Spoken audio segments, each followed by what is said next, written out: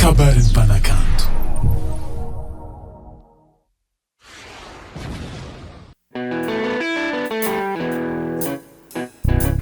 Yeah.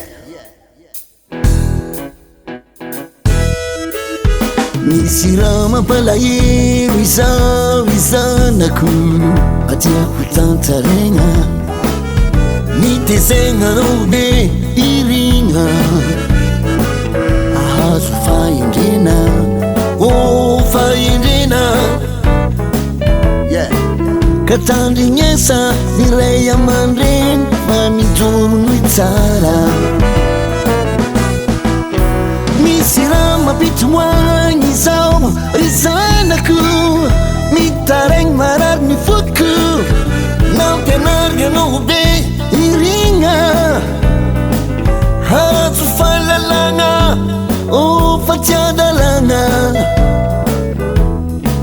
ny ray aman-dreny mirary ny tsara sagnatria tsy agnoso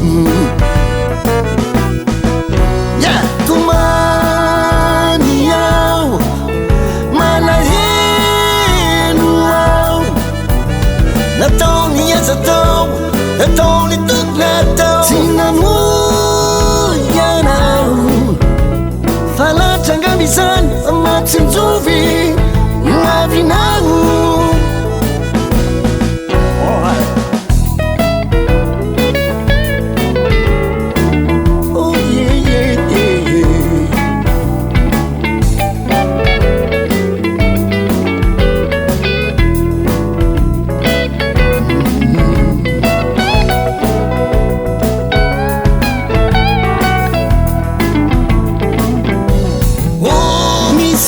Mampitomoagny izao ry zanako mitaraigny marary ny foko nampianarigny anao be irigna hazo fahalalagna fa tsy adalagna